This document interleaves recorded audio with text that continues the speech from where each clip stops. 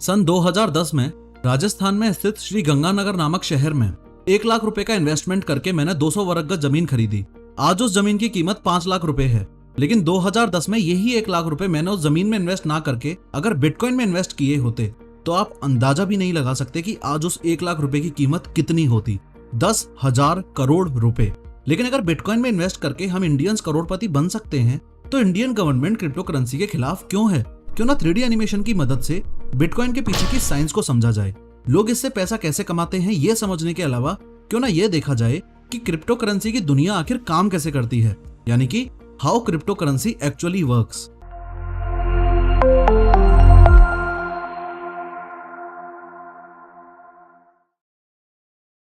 This video is sponsored by master 3D with professor. इस best rated 3D animation course के बारे में इस वीडियो में आगे बात करेंगे। सबसे पहले तो ये समझो कि मनी इक्वल्स टू वैल्यू।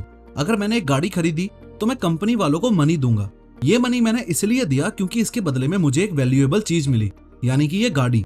इसका यूज करके मैं पॉइंट ए से पॉइंट बी का सफर ज्यादा तेजी से और ज्यादा कंफर्ट के साथ कवर कर सकता हूँ। इन शॉर्ट, हम दुनिया में किसी को भी मनी सिर्फ और सिर्फ तब देते हैं जब बदले में हमें कोई वैल्यू मिले। लेकिन आज से करीबन 8,000 साल पहले मनी जैसा कुछ था ही नहीं।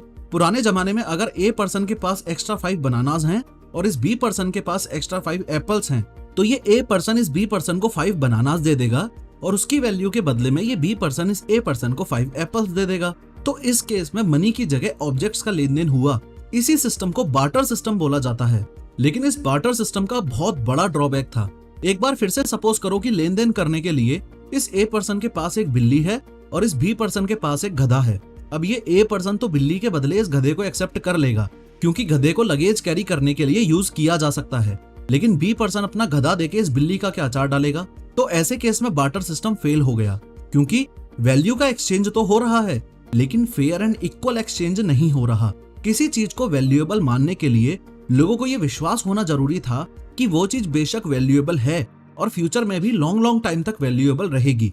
इसलिए बार्टर सिस्टम छोड़ के लोगों ने प्रीशियस मेटल्स में ट्रेड करना शुरू कर दिया, जैसे गोल्ड और सिल्वर। अब अगर किसी को लगेज कैरी करने के लिए गधा चाहिए तो वो 10 गोल्ड कॉइंस देके गधा ले सकता है, और अगर किसी को बिल्ली चाहिए तो वो 2 गोल्ड कॉइंस देके बिल्ली ले सकता है।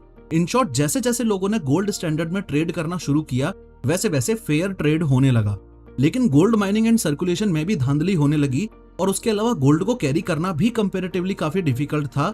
इसलिए सरकार ने लोगों को सुझाव दिया कि आप अपना गोल्ड सरकार के पास जमा करा सकते हो और उसके बदले में सरकार आपको एक रिसीट देगी। वो रिसीट पूरे देश में ट्रेड के लिए एक्सेप्टेबल होगी, उसको कैरी करना इजी होगा और धांधली भी नहीं होगी। फर्दर एक पॉइंट ऑफ टाइम पे आके सरकार को एहसास हुआ कि जैसे जैसे पॉपुलेशन बढ़ेगी वैसे वैसे ज्यादा करेंसी प्रिंट करनी पड़ेगी, लेकिन देश में गोल्ड तो काफी लिमिटेड है। As a result of which government ने गोल्ड स्टैंडर्ड का दी एंड कर दिया और बोला कि लोगों को सरकार पे ट्रस्ट करना होगा और अब करेंसी मार्केट में गवर्नमेंट के प्रॉमिस के दम पे सर्कुलेट होगी।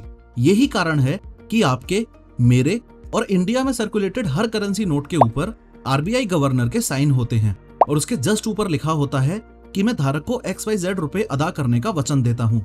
इन शॉर्ट, ये करेंसी नोट मुझे RBI गवर्नर ने अपनी जिम्मेदारी और प्रॉमिस पर दिया है और भारत में किसी वैल्यूएबल चीज के बदले अगर मैं इस करेंसी नोट को एज अ मनी ऑफर करूंगा तो सामने वाले बंदे को ये एक्सेप्ट करना ही पड़ेगा। लेकिन जैसे जैसे टेक्नोलॉजिकल इवोल्यूशन हुआ वैसे वैसे लोग फिजिकल करेंसी से दूर होते गए और डिजिटल करेंसी को अपनाने लगे, यानी कि पेटीएम या गूगल पे का यूज करके मोबाइल से ही पेमेंट करने लगे।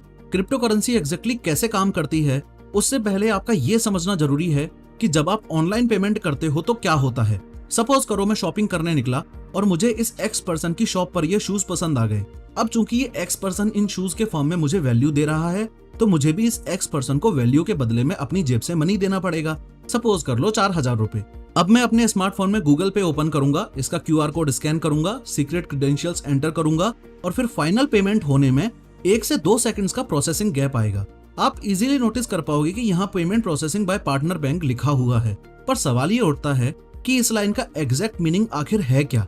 ध्यान से समझो, जैसे ही मैंने इस एक्स पर्सन को 4,000 रुपए देने की कोशिश की तो प्रोसेसिंग के दौरान ये रिक्वेस्ट मेरे बैंक के पास गई। फर्दर ये बैंक चेक करेगा कि पे करने के लिए मेरे अकाउंट में 4,000 रुपए हैं भी या नहीं। अगर अप्रोप्रिएट बैलेंस हुआ तो ट्रांजैक्शन सक्सेसफुल हो जाएगा और ये बैंक अपने लेजर में नोट कर लेगा कि मेरे अकाउंट में अब 4,000 रुपए कम हैं और एक्स पर्सन के अकाउंट में अब 4,000 रुपए ज्यादा हैं। ये लेजर और कुछ नहीं बस बैंक के मेन कंप्यूटर में स्टोर्ड एक शीट है जिसमें बैंक के कस्टमर्स का ट्रांजैक्शन डेटा यानी कि लेन देन नोट किया जाता है। फिजिकल करेंसी और डिजिटल करेंसी की दुनिया में यही सबसे बड़ा फर्क है। अगर आपके पास एक करेंसी नोट है तो आप उसे टच कर सकते हो, फील कर सकते हो, सूंघ सकते हो, सफाई करने के लिए इस्तेमाल कर सकते हो, एक्सेट्रा।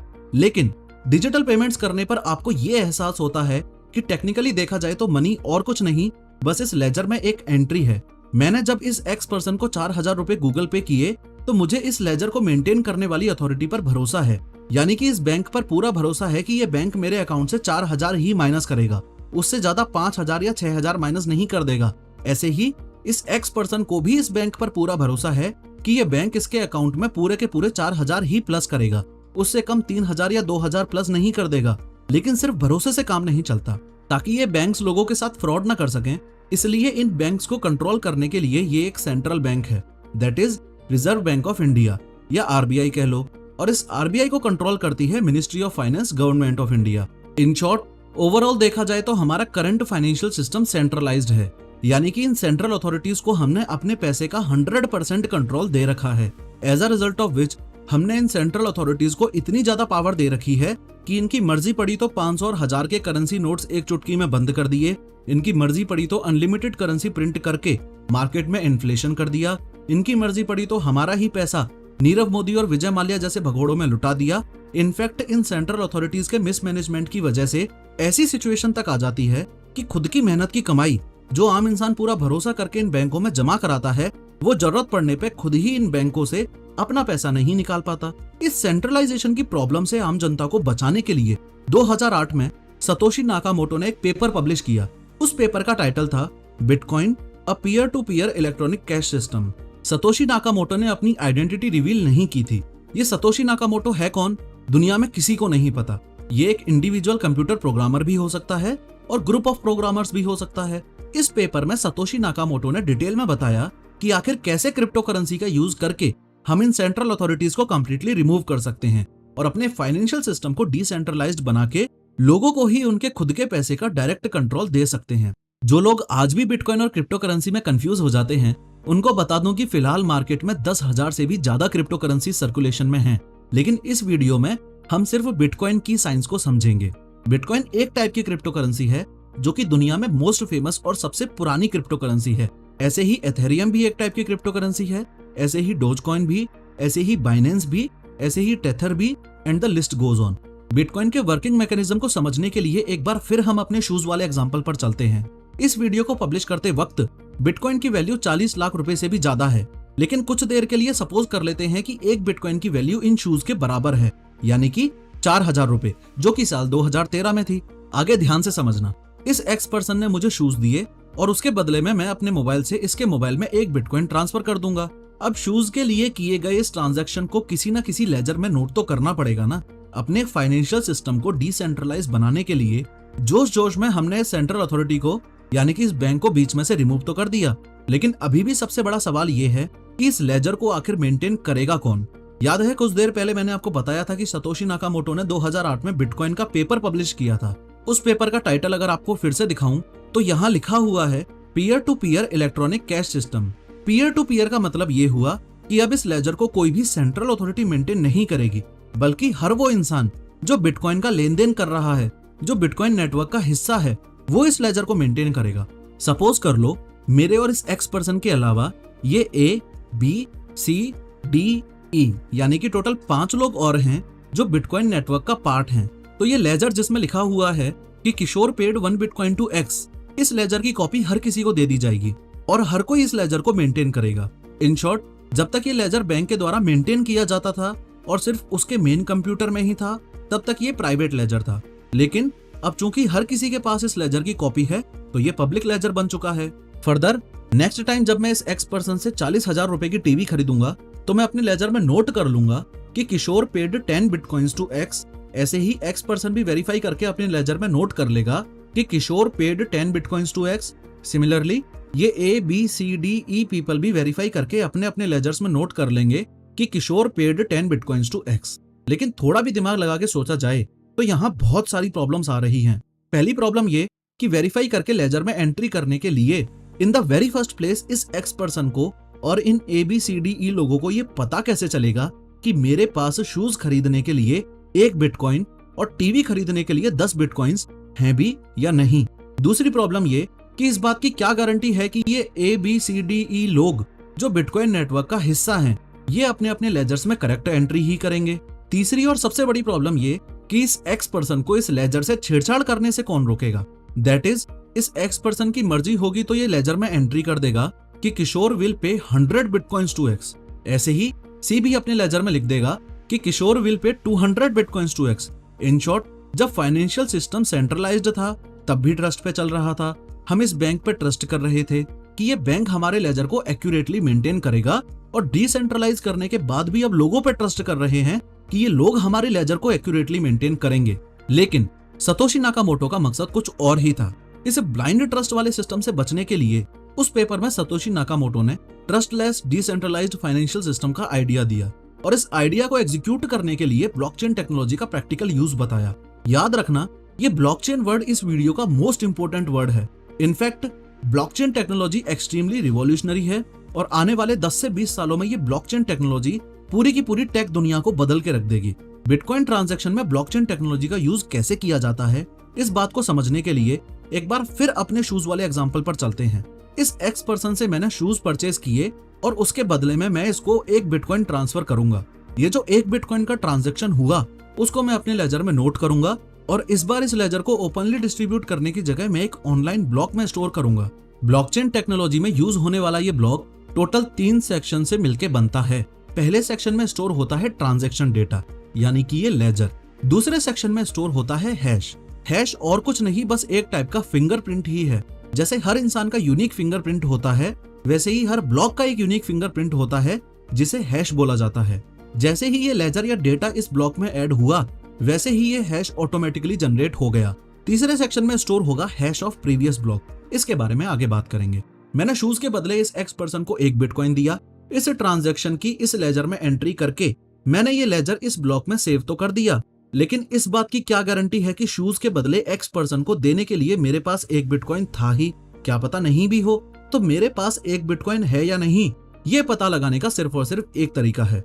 वो तरीका ये कि टोटल बैलेंस पता लगाने के लिए पास्ट में किए गए मेरे द्वारा सभी बिटकॉइन ट्रांजैक्शंस चेक करने पड़ेंगे, या फिर यूं कह लो कि सभी ब्लॉक्स चेक करने पड़ेंगे।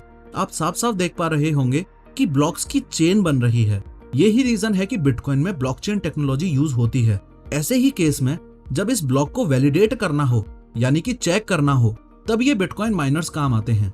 जैसे गोल्ड लिमिटेड अमाउंट में है और उसे अर्थ से ढूंढ निकालने के लिए माइनिंग करनी पड़ती है, सिमिलरली बिटकॉइन भी लिमिटेड अमाउंट में है और उन्हें जनरेट करने के लिए बिटकॉइन माइनिंग करनी पड़ती है। बिटकॉइन के वर्किंग मैकेनिज्म के हिसाब से मेरे शूज के ट्रांजैक्शन वाले इस ब्लॉक को वैलिडेट करने का सिर्फ और सिर्फ एक तरीका है, कुछ एक्सट्रीमली कॉम्प्लेक्स मैथमेटिकल पजल्स को सॉल्व करना।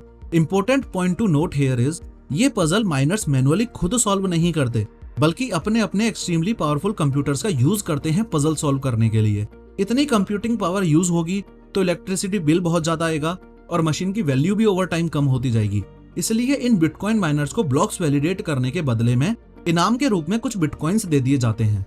माइनर्स ने जैसे ही मेरा ब्लॉक वैलिडेट किया, तो अब मैं इस ब्लॉक को पूरे बिटकॉइन नेटवर्क में बांट सकता हूँ।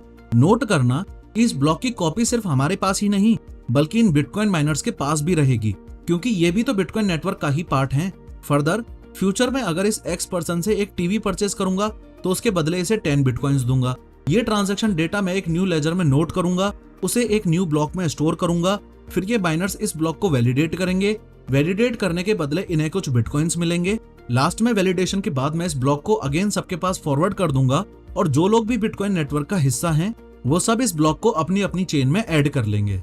ऐसे ही अगर डी ने ई को 4 बिटकॉइन भेजे तो डी इस ट्रांजैक्शन डेटा को न्यू लेजर में नोट करेगा, उसे एक न्यू ब्लॉक में स्टोर करेगा, फिर ये माइनर्स उस ब्लॉक को वैलिडेट करेंगे, फिर लास्ट में हम सब उस ब्लॉक को एक्सेप्ट करके अपनी अपनी चेन में ऐड कर लेंगे, और ये साइकिल कुछ इस तरीके से चलती जाएगी चलती जाएगी चलती जाएगी। चलो, एक मेजर प्रॉब्लम तो सॉल्व हो गई, लेकिन दूसरी प्रॉब्लम ये है कि ये ब्लॉक ओनर्स कभी भी ब्लॉक को एडिट करके उसके लेजर में, यानी कि फर्स्ट सेक्शन में चेंजेस कर सकते हैं। फॉर एग्जाम्पल, सपोज करो ये सी एक हैकर या चोर टाइप का इंसान है। अब बिटकॉइन नेटवर्क का हिस्सा होने के नाते इसके पास पूरा हक है कि ये ब्लॉक को ओपन करके लेजर में चेंजेस कर सकता है। सपोज करो इस टीवी वाले ब्लॉक में ये चेंज करके लिख देता है कि किशोर will pay 200 bitcoins to C. In short ये ब्लॉक के साथ छेड़छाड़ कर रहा है, इंग्लिश में बोलूं तो ब्लॉक को टेम्पर कर रहा है। ऐसे ही हर कोई अपने अपने फायदे के लिए ब्लॉक्स को टेम्पर करने लगा तो पूरा का पूरा बिटकॉइन नेटवर्क ही बेकार हो जाएगा। लेकिन गुड न्यूज ये है कि इस ब्लॉक की हैशिंग प्रॉपर्टीज की वजह से इस ब्लॉक को टेम्पर करना पॉसिबल है ही नहीं। याद है मैंने आपको बताया था कि ब्लॉक टोटल 3 सेक्शन से मिलकर बनता है। सबसे पहले सेक्शन में ट्रांजैक्शन डेटा स्टोर होगा, दूसरे सेक्शन में इस ब्लॉक का हैश स्टोर होगा जो कि ऑटोमेटिकली जनरेट होता है और हर एक ब्लॉक का अपना अपना यूनिक होता है। तीसरे सेक्शन में इससे पिछले वाले ब्लॉक का हैश स्टोर होगा। हैशिंग प्रॉपर्टीज का मतलब है कि ये जो सेकंड वाले सेक्शन में हैश की वैल्यू है ये फर्स्ट सेक्शन और थर्ड सेक्शन पे ही डिपेंड करती है। अगर किसी ने कहीं ब्लॉक के साथ छेड़छाड़ करने की कोशिश की तो हैश कंप्लीटली चेंज हो जाएगा। और गुड न्यूज ये है कि क्रिप्टोग्राफी की वजह से ये प्रेडिक्ट कर पाना पॉसिबल है ही नहीं कि चेंजेस करने के बाद न्यू हैश कौन सा होगा। बिटकॉइन जो कि एक डिजिटल करेंसी है, उसमें प्राइवेसी और सिक्योरिटी मेंटेन करने के लिए इस क्रिप्टोग्राफी टेक्निक का यूज होता है, इसलिए इसे क्रिप्टो करेंसी भी बोल दिया जाता है। अब जैसे ही सी पर्सन ने इस टीवी वाले ब्लॉक का डेटा चेंज करके किशोर विल पे 200 बिटकॉइंस टू सी लिखा, वैसे ही हैश चेंज हो गया। अब चूंकि इस चेन के नेक्स्ट ब्लॉक के थर्ड सेक्शन में टीवी वाले ब्लॉक का हैश था तो वो भी चेंज हो गया, उससे इस ब्लॉक का हैश चेंज हो गया। ऐसे ही नेक्स्ट ब्लॉक के थर्ड सेक्शन में पिछले ब्लॉक का हैश था तो वो चेंज हुआ तो इस ब्लॉक का हैश भी चेंज हो गया। इन शॉर्ट सी पर्सन की ब्लॉकचेन में इस शूज वाले ब्लॉक के बाद के सभी ब्लॉक्स इनवैलिड हो गए, इसकी पूरी की पूरी चेन ही इनवैलिड हो गई। लेकिन बिटकॉइन सिस्टम को ये पता कैसे चलेगा कि सी पर्सन की चेन गलत है और बाकी सबकी चेन सही है? तो सुनो, बिटकॉइन ऐसे केस में मेजोरिटी को अकाउंटेबल मान के चलता है। यहाँ पे मेजोरिटी ऑफ ब्लॉकचेन्स सिमिलर हैं, लेकिन चूंकि सिर्फ सी पर्सन की ब्लॉकचेन ही डिफरेंट है, इसलिए बिटकॉइन नेटवर्क इस सी पर्सन की ब्लॉकचेन को टेम्पर्ड मान के इग्नोर कर देगा। और सी के अलावा ये जो रिमेनिंग बंदे हैं, इन अदर वर्ड्स ये जो रिमेनिंग नोड्स हैं, इनके साथ बिटकॉइन के आगे वाले ट्रांजैक्शन वैसे ही होते रहेंगे जैसे हो रहे थे। गवर्नमेंट क्रिप्टो करेंसी को बैन क्यों करना चाहती है, ये बात बताने से पहले इस बात को समझो कि बिटकॉइन में आपको वही पैसा इन्वेस्ट करना चाहिए जो आप लूज करने के लिए तैयार हो। और ऐसा इसलिए बोला जाता है क्योंकि बिटकॉइन मार्केट काफी ज्यादा रिस्की और वॉलेटाइल है। लेकिन गुड न्यूज ये है कि 3D इंडस्ट्री का मार्केट ना ही रिस्की है और ना ही वॉलेटाइल। अपनी 3D स्किल्स में अगर आप कुछ रुपए इन्वेस्ट करोगे तो करियर सिक्योर होना तय है। जिस क्लैरिटी के साथ मैंने आपको ये बिटकॉइन का कॉन्सेप्ट समझाया, उससे भी ज्यादा क्लैरिटी के साथ मैंने 3D सिखाने के लिए एक ट्रेनिंग प्रोग्राम लॉन्च किया है। अगर ये सीखना चाहते हो कि ये 3D एनिमेटेड वीडियोस आखिर बनती कैसे हैं, तो अभी की अभी स्क्रीन पे दिखाए गए व्हाट्सएप नंबर पे मैसेज करके master 3D with professor premium training programme में अपनी सीट बुक करो। याद है मैंने आपको बताया था कि क्रिप्टो करेंसी का सबसे पहला टारगेट है अपने फाइनेंशियल सिस्टम को डिसेंट्रलाइज करना। अगर और इजी लैंग्वेज में बोलूं तो जो बैंक्स, RBI और गवर्नमेंट हमारे फाइनेंशियल सिस्टम को कंट्रोल करती हैं, इन सेंट्रल अथॉरिटीज को रिमूव करना। एक तो ये रीजन है कि गवर्नमेंट क्रिप्टो के खिलाफ है, दूसरा और इम्पोर्टेंट रीजन ये है कि क्रिप्टो को रेगुलेट करने वाला कोई नहीं है। अगर पैसे के लेन देन को देखने वाला कोई होगा ही नहीं तो भारत में बैठे बैठे हमला करवाने के लिए आतंकवादियों को कोई भी बिटकॉइन भेज सकता है, ड्रग्स के लिए कोई भी बिटकॉइन में पे कर सकता है, और इतने सारे इलीगल काम करने के बाद भी एक्यूज्ड पकड़ा ही नहीं जाएगा क्योंकि बिटकॉइन ट्रांजैक्शन करते वक्त आपकी प्राइवेसी भी तो मेंटेन करके रखता है ना। ये ही दी मोस्ट इंपोर्टेंट रीजन है कि सरकार क्रिप्टो करेंसी को बैन क्यों करना चाहती है। Thank you for watching. और हाँ, वो श्रीगंगानगर वाली जमीन बिकाऊ है, किसी को परचेज करनी हो तो इंस्टा पे मैसेज कर देना। प्लस ब्लॉकचेन टेक्नोलॉजी और बिटकॉइन माइनिंग पर डेडिकेटेड 3D एनिमेटेड वीडियो चाहिए तो कमेंट में जरूर बताना।